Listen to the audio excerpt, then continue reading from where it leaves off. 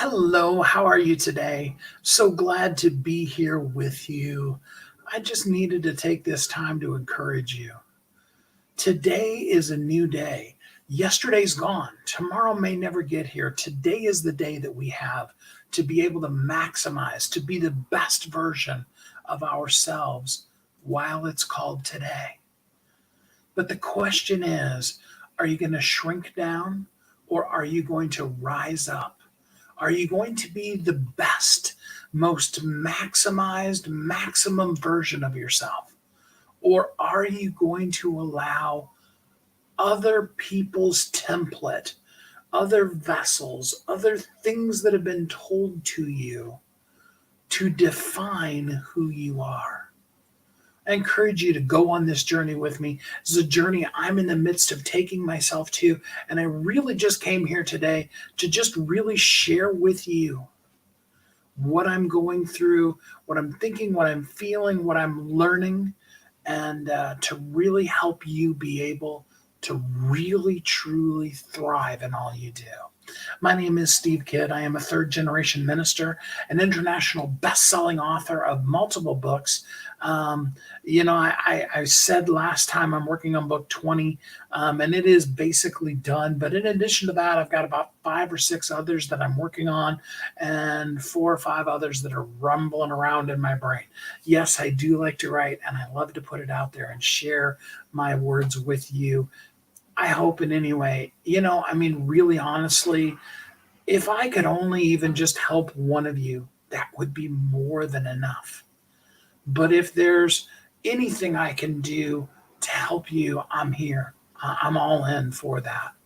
You see, I today am putting a stake in the ground, another one, I put another one. It's kind of like if you've ever seen anybody do mountain climbing, and they put that stake, they maybe even hammer it in and then they tether the rope to it and then they, go up the rope or they climb up the stake or whatever, and then they put another one in and that one allows them to go even higher and they keep going up the mountain that way.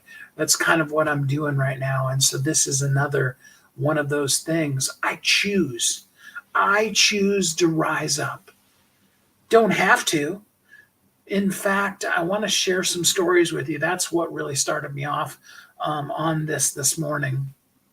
I've been working on doing this live for you since about 7:30 this morning, and different things in life have just gotten in the way. And so now it's, quarter till 11 here on the West Coast, and I'm finally out here to do the live for you because I really just felt deep within me that this needed to be shared, that I needed to bring it to you, to encourage you to join me in rising up. So, as I promised, I'm going to give you some stories here. Um, as a child, and I have great parents. Mom, if you're listening, hi, I love you. Um, but I was raised in a very conservative Christian home. Like you said, I'm a third generation minister. My father was a minister, and my mother's father was a minister as well. And there are a lot of those kind of things, very good conceptually, but the way that and I'm not even going to put it on anybody else, the way that I took it in as a small child, deeply in love with Jesus and really wanting to be the very best me I could be, they began to become limits. You can't do that because of, you can't do that because of, and we make that box smaller and smaller and smaller. Think about it for a minute, okay? As small children, little children don't have restraints in their life. When you ask a small child, what do you want to be when they grow up? They say things like an astronaut or a fireman or, the president of the United States or, the king of the world or things like that. Now, there are times, I think every single one of my kids, I worked for a while as an assistant manager at a Domino's Pizza. Um, and my kids just, at the ages they were, they all thought that was just the coolest thing in the world. And they all at that point, and I'm glad all of them are doing better than this, but all of them aspired to have a job at Domino's Pizza. And I remember when they were even a little younger than that, that the coolest job in the world they could imagine was working at McDonald's, right? So it's not about necessarily from our adult perspective how huge that thing is. It's about how huge it is in their mind. Because, first of all, they know everywhere I go, there's a McDonald's. And every time I go to McDonald's, oh my gosh, it's just the most amazing thing in the entire world. And I get a Happy Meal, and there's a toy inside of it too, and the box with all the fun things. And, I mean, it's just the coolest thing in the world for them. That's why they said it.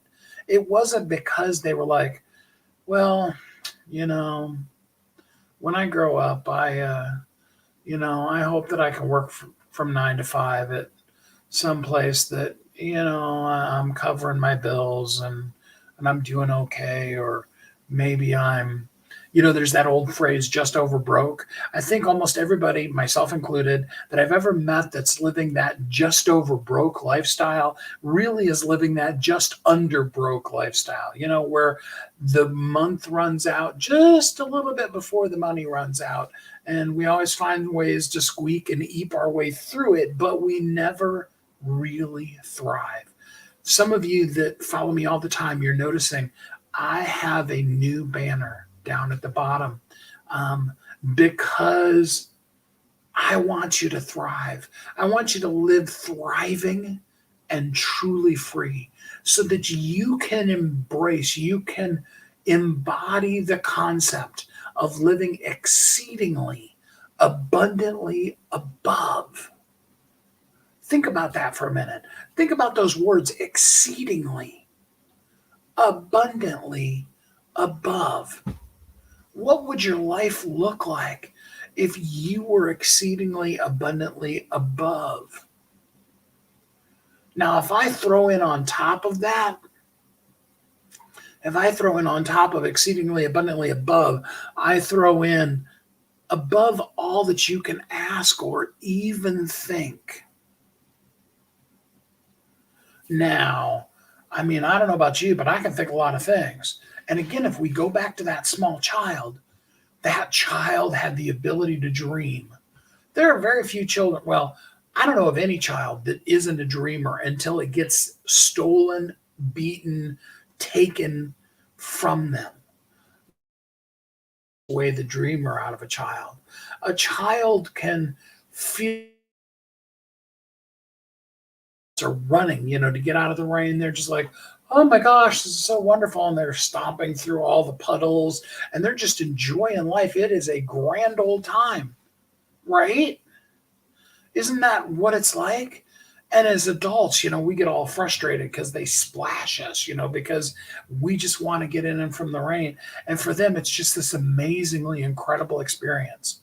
This liquid falling from the sky, and they'll open their mouths up, throw their heads back, stick their tongues out, and they'll catch the rain and the snow, and as adults, we're thinking, oh my gosh, I mean, depending on where you live, it's like, oh my gosh, think of all the contaminants that are in that rain and that snow, Little kids will pick up snow off the ground and they'll eat it, and they'll eat dirt too, so the whole world belongs to them. It's their oyster. It is made for them, and it's just so incredibly wonderful of a place to explore. That's how a small child is wired. And then the world comes in, and unfortunately, we as parents, I fit in this boat. I know so much more now than I did. And we don't get a do-over with our kids. And I love you guys. And, I know I wasn't perfect. I know I loved you to the maximum I possibly could, and I love you even more now. But we bring our stuff in as adults, and teachers do it. And, like I said, you go to a church, and it doesn't matter how conservative the church is, but from what I was in, there became some real limits in what my expectation could be. And then there's all those kind of things. So there are the nature of the way school is right now.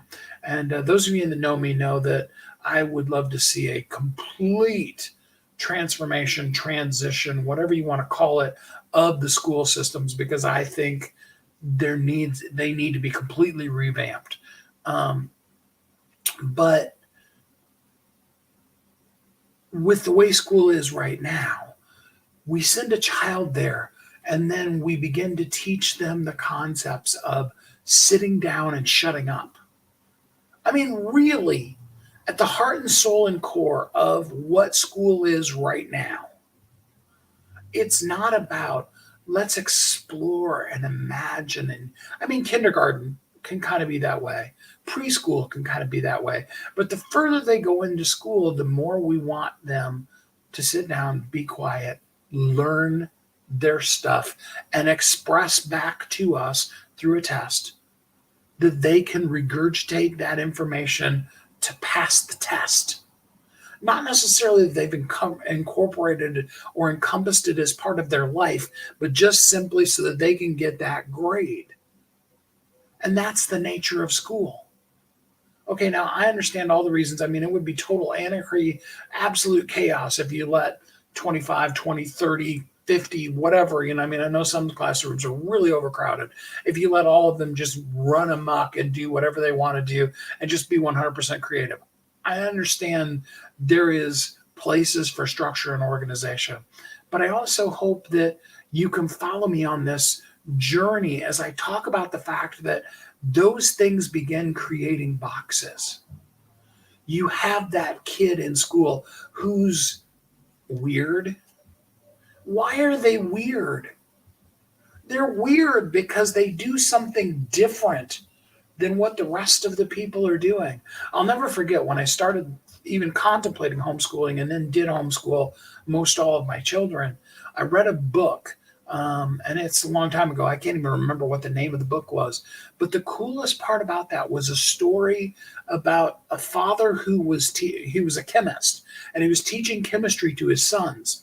One was a senior, one was a junior, and one was a freshman. And the two older sons, they were going through the book and they were learning the lessons and they were really getting it with chemistry. They had that genetic that their dad had for that. The youngest kept jumping to the end of the book. And the dad kept telling him, no, no, no, no, son, you can't do that. You have to learn all the things in the beginning of this book in order to do those things at the end of the book. We'll get there, but you got to go through the process with me. And it didn't compute with the way that child's brain was wired, and he kept jumping to the end of the book. Well, the short version of that story is that son ended up very early on, still when he was in high school, inventing a process that then got sold to Dow Chemical that was a new way of doing the whatever it was in a way that chemists had never even contemplated because they had never just jumped to the end of the book.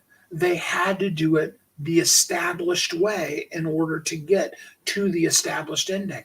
And this kid's brain was wired in such a way that he just saw something that they didn't see because he didn't have all of the boxes that the going through the process the right way put in place.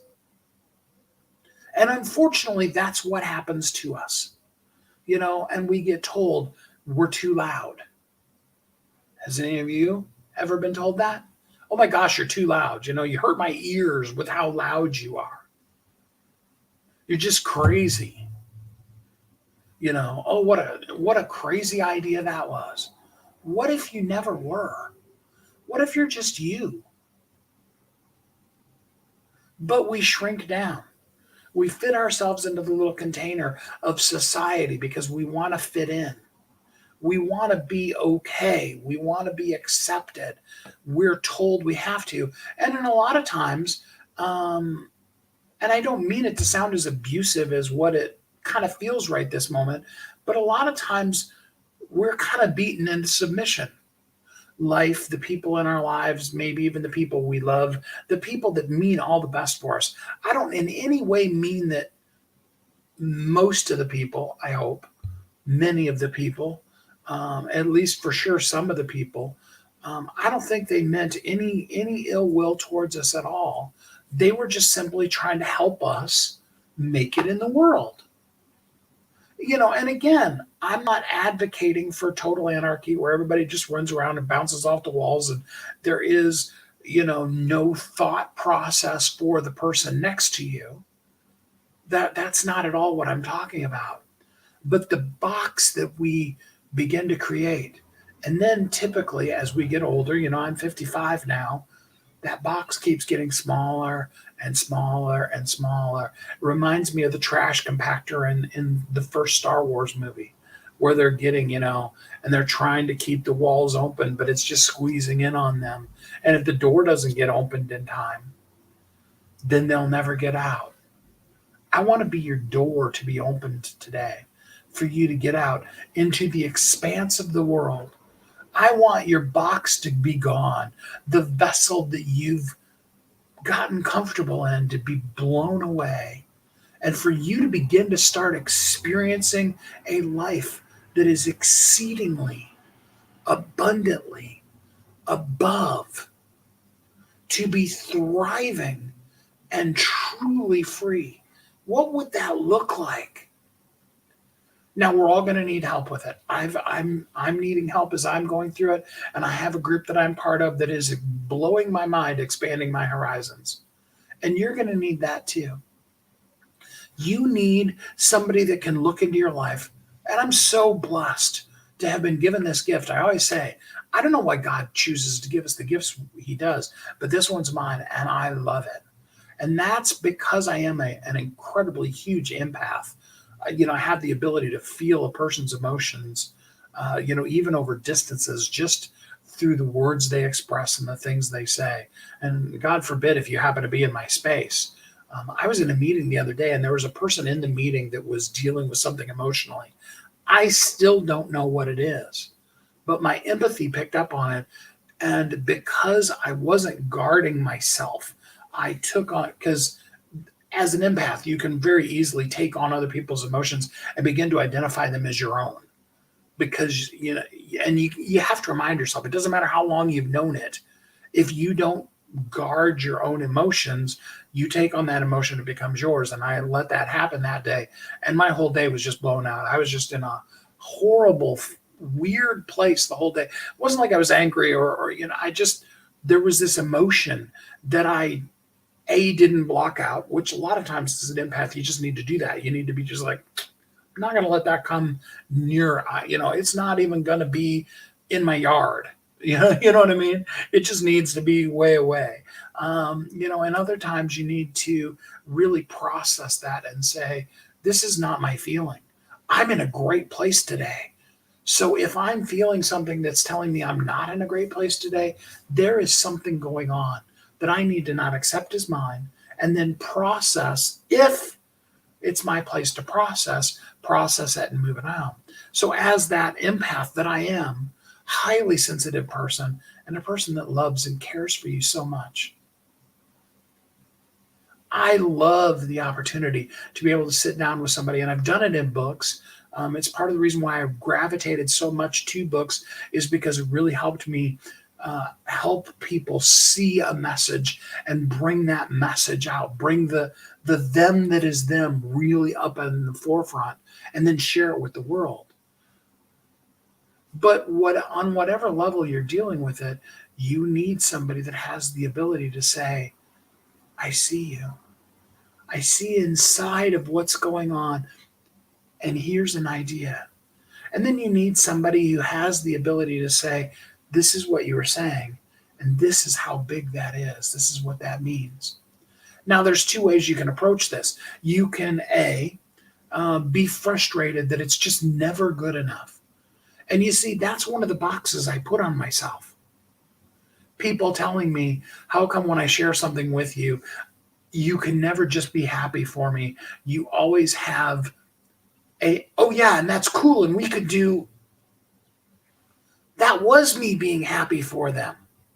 And I created this box for myself where, I would just be like, oh, wow, that's really super cool for you. And I didn't say the more that came to me, intuition, gifting, whatever that is, that I was excited to share, but I didn't anymore. I shrank because it made them uncomfortable.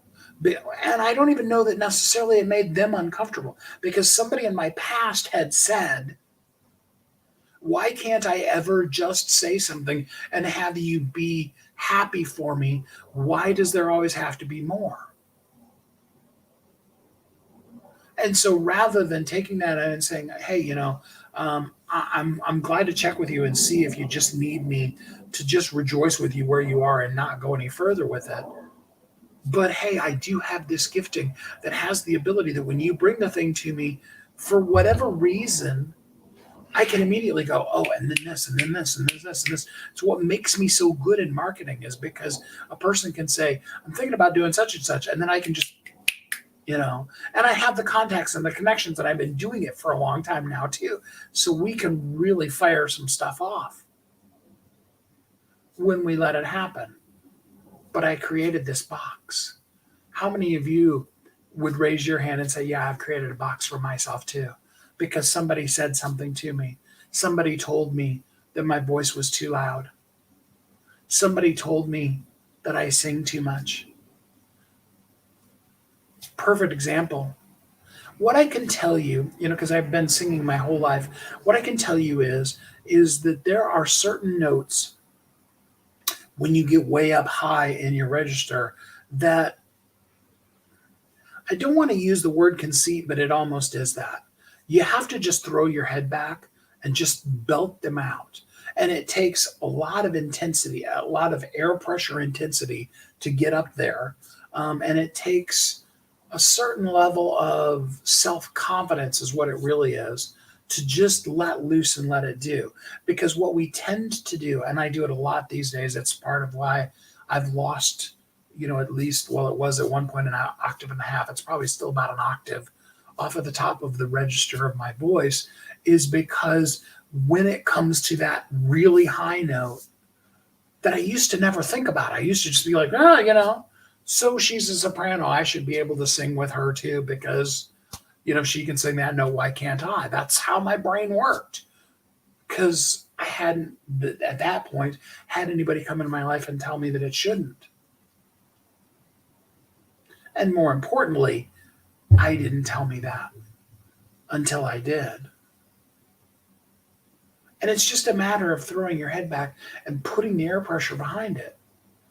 But then when I was sitting the one day in church, singing loudly at the top of my voice, because I love praising Jesus. I love just worshiping him. Whether I'm in front leading the group or whether I'm here in my house all by myself, it doesn't matter. I like to belt it out and be loud and strong and powerful. But at some point, somebody said to me, and it was probably just in that moment, and it was likely their own stuff, but they're like, why do you got to sing so loud? Couldn't you just be a little bit quieter? And for whatever reason, that particular day, that particular time, I've heard it many, many times before, but that time it stuck. And the long-term effect of that over the course of about 15 years or so is that I really, in a lot of ways, stopped singing. I stopped shouting at the top of my voice. And I diminished. I shrank. There were people whose lives I could have affected that I didn't affect because I bought into the message that I don't remember who it was that said it. And even if I did, I wouldn't tell you here. And I don't know that they had any ill will. Maybe they did. I don't know.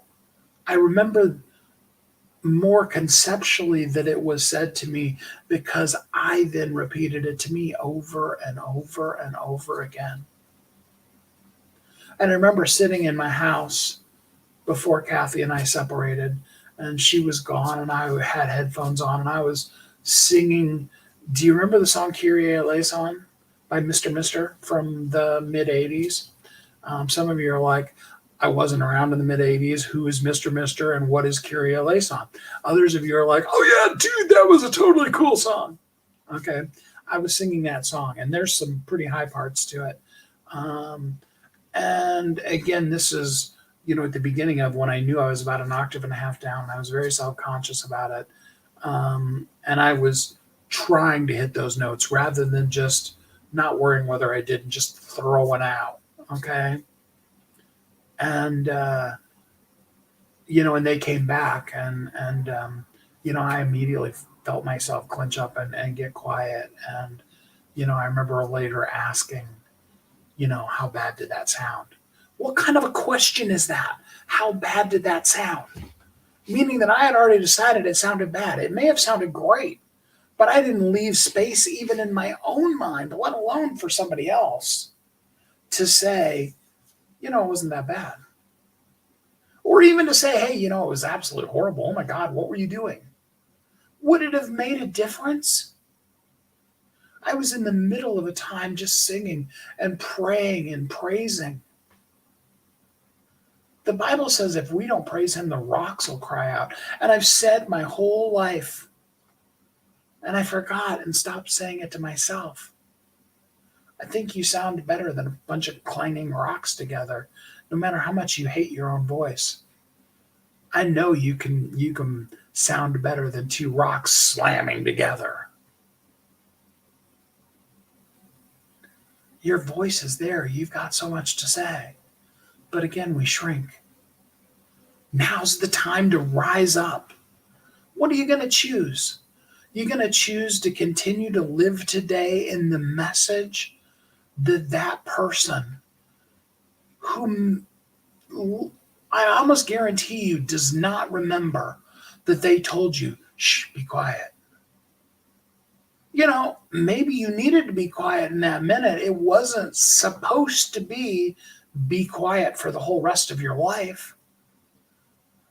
It was in this moment, learning how to be able to live in society. This is a time when we need to be quiet. And if we could learn to just accept there are certain places, just like when you're driving your car down the road, you don't just crash into the guy next to you because whatever. You stay in your lane. That doesn't mean that you can't drive in the other lane. It means you can't drive in the other lane right now because there's somebody there. But all too often and I'm sure there's some of you too, have accepted a belief system that says, I have to now stay in this lane. I can't go up into the better, faster lane because I was told once that I couldn't go over right now. And I can't go down into a slower or other lane. I can't turn right. I can't turn left. Got to stay right here in this lane because this is the lane that I was in for that moment. And now I've made a life out of it. Stuck here in this lane. What if there is no lane? What if life is so much bigger, so much more exceedingly abundantly above all that you can ask or even think? What would it look like? What would happen in your life today if you reached out? I've got on there, if you want to talk to me, schedule a time, askstevekid.com. We'll talk about anything. We can talk about, I talked to my brother the other day, and I love the movie Draft Day, but I've never actually watched the NFL draft. But I talked to him for about a half an hour about the draft. Why?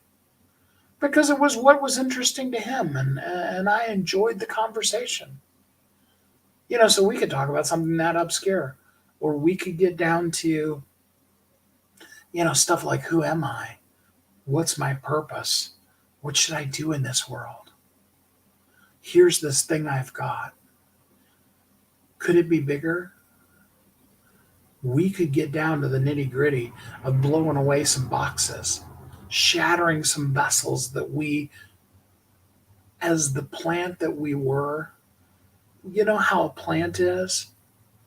Something that's going to be a great big giant tree, but it comes in a little tiny, they're actually in little bags when you buy them, and if you buy a little tree that's about this big, they're about this, that's about that big, it's like the size of two cupped hands. But that's going to grow to be massive. Have you ever seen the sequoias? I mean, the sequoias grow so big they actually have places where they've carved out tunnels and you can drive your car through the sequoia, and the whole tree is still there and the tree's still standing because it's that huge. The problem is that, we got brought inside because it was snowing outside and our little baby chute wouldn't have made it in the cold. And there was a vessel that we were in for that moment because it was good for us that moment. It was where we were then. And then we just lived there for the rest of our lives. And now we sit in the corner of the room. Our roots, our tentacles are pushed up against the wall, just like I pushed my hand up against my computer over here. And we don't grow anymore because we're really bigger than the jar that we're in. But there's no more room to grow. Sometimes we level off, sometimes we even die inside. What if we shattered that vase?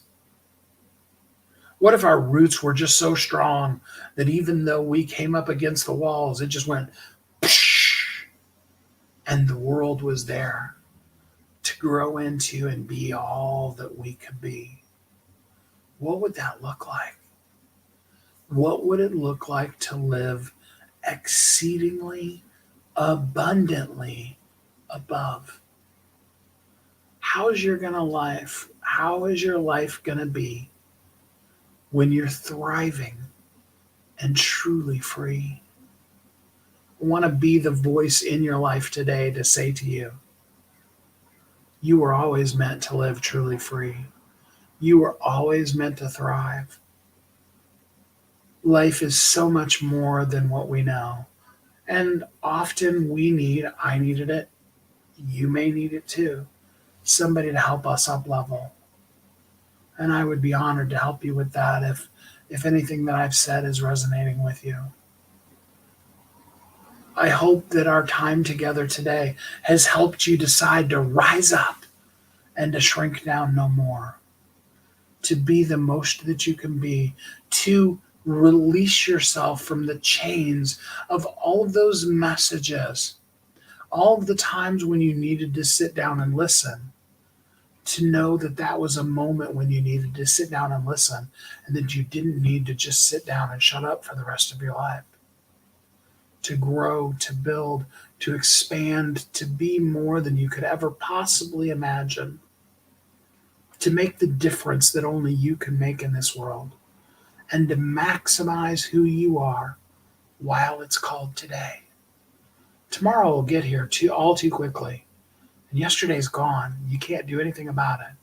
But today, you can be all you can be. You can be so much more than you started off the day believing you had the capability to do anymore. Because you're so amazing.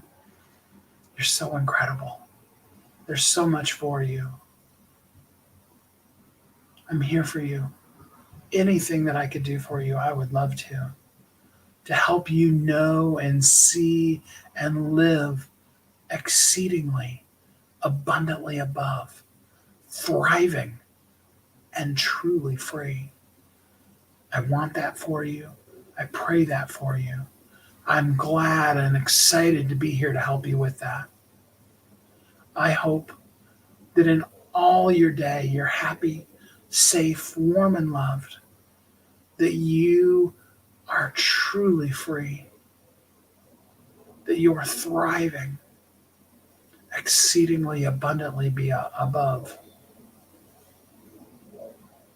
and that you have an amazing and great week.